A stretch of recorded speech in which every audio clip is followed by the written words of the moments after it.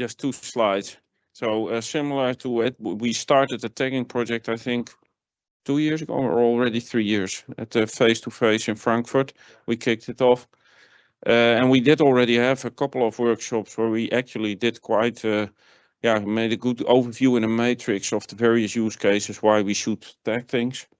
And just to be very clear, a tagging standard will not in any way define to you how you should exactly tag your tags, because we all know that's already difficult enough to get that done within one company, let alone agree over all companies how we should do that. So the first thing, this is the deliverables we plan to have when it's all done. Business case is the most important, which will drive, mostly it's about communication of the tag information between the various stakeholders when executing capital projects. We'll have a tagging philosophy, a draft, and I'll get to that in the planning in the next slide. That will basically describe why we want to tag, but also what do you want to tag, how do you want to tag it in terms of what should a tag adhere to, which rules should a tag adhere to make it work as a tag, how and when, and also of course the relations to other standards, because it was already mentioned multiple times, and there's other standards out there that also address tagging for their purpose, for their intent, and some standards even already have a very detailed way of how to, for example, tag instruments. And that's a de facto standard in the industry, and we're not going to reinvent that, of course. And follows from that, there will be a requirements list, which basically translates the philosophy into requirements, how to tag, what to tag.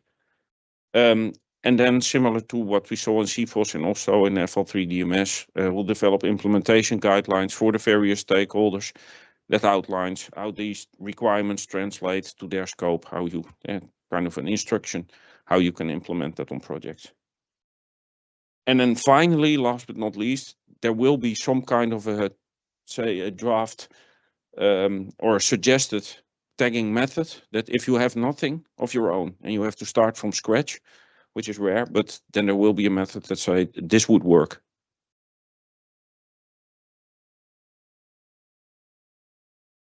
So the timeline to restart the tagging initiative is develop a draft tagging philosophy. That's what I'm working on now, also with Peter Paul, and discuss with people who have a say in this.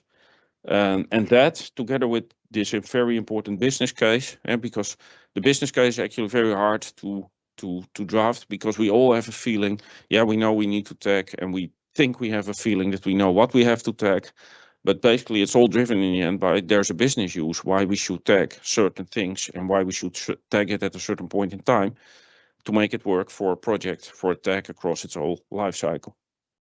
When we have this draft tagging philosophy and the business case, we'll send that out to the potential interested parties to engage potential participants, and then we'll have a go, no-go decision by the end of Q3, probably somewhere in Q3, to decide whether there's enough participants to justify continuation of the tagging project.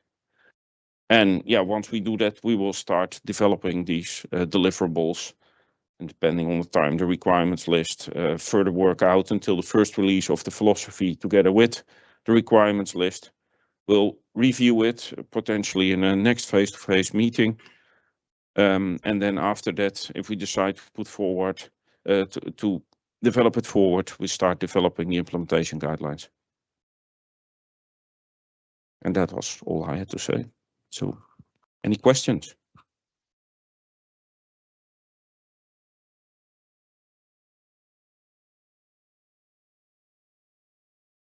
Thank you. There are people listening. Okay. So in the development of the tagging philosophy, are you looking at the functionality of the tagging during the operational life cycle of a facility, or are you more focused on aiding the APC process? Because I think in the past, as companies, we had a bit of discussion about this, where the EPC approach would optimize the delivery of the facility and split scopes, while we had an ownership problem and we wanted to tag in accordance with our ownerships. So who owns the line and who owns the part of the facility? And I think there's a crucial discussion there that needs to be had. Do you have any ideas on how you're approaching that?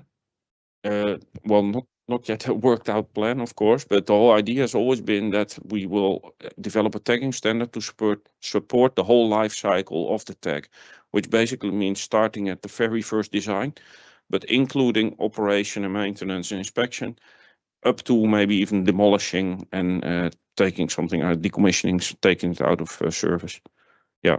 So yeah, we know that's very important indeed, and we know that there's different interest amongst the different stakeholders, and in the end, the owner operator is very important, and that would come back in the implementation guides. What does an owner operator need to provide to the EPC contractor to make sure that the whole tagging, yeah, doesn't have to be redone at some point in the life cycle of the facility.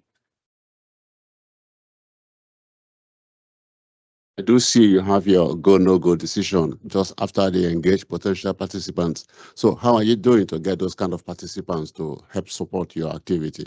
Because I have a very critical case now in the NAM where we sold our company to a Canadian company called Tenaz, and they are actually inheriting our asset hierarchies, which is actually has to do with that. And I'm a bit worried because then you should have something in place. So if I go back to your statement, if you want to start from scratch, so how would you advise such a company? Wow, that's a very good question. I could say, of course, well, that will be clear after we've done all this work, but that will take a while, of course. Yeah.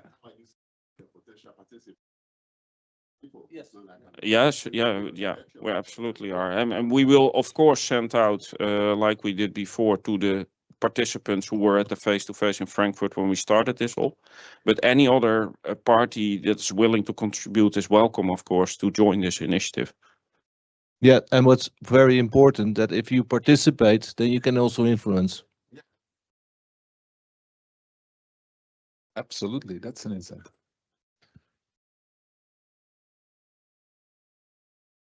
Any further questions? Yes, in the back. Just wait for the mic. Yes, hello. The go-no-go decision there. Is there an idea what will be the criteria for it? What will be the main? It would be for the USPI to justify the project to go ahead. Okay, Basically. okay, but then we have to be a test project, something like that. Yeah, or it will be similar to all the other projects that Okay. USPI has done so far. Yes. okay. Thank you. Yeah, so it's really about having participation. Yeah, because if we can have Jan Jelle work all this, of course, that's great, and he will come up with something. But if you want to create a standard that is I by definitely the need people help. for the people, so I would almost say, there needs to be participation. Yeah, there is no point in just dreaming it up in isolation. It's really about collaboration. Yeah, so it's really an invite to all of you. Hey, think about it. If you have some good lessons learned or things to share, please reach out, and then ask for the review. Yeah, because there will be a draft available that gives you an indication, and then you say, hey, yeah, this looks like an interesting project to contribute to, and then the USPI will take a decision. Yes, we will go for it. If there's nobody interested in it, why would we do it and spend our effort on it? Yeah, so that's the go-no-go decision. And what's also important to know, the use cases has also been defined. So the use cases can also be shared, and to the point of tagging within EPC, that's well defined, but it's definitely what's after EPC, and that's what we're after. So it's not about EPC tagging, it's about what to tag in EPC for operation maintenance. I think that's an important. Yeah, that one I think is important. The other one is to equipment suppliers, because what we want to do is set a sort of consistent level of tagging, whether it's on the overall plant or whether it's with the equipment suppliers and so on, so that we get consistent levels of tagging. That's of course why we're focusing on the tagging philosophy, to get that consistency in, but that it supports indeed the full life cycle. Yeah.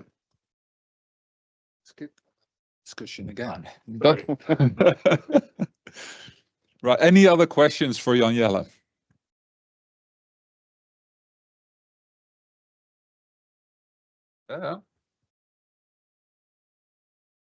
Somebody over the back?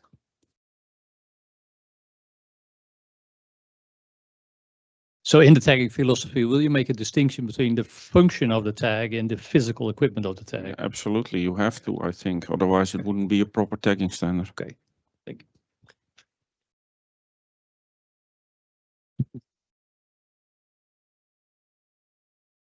It's not a question here.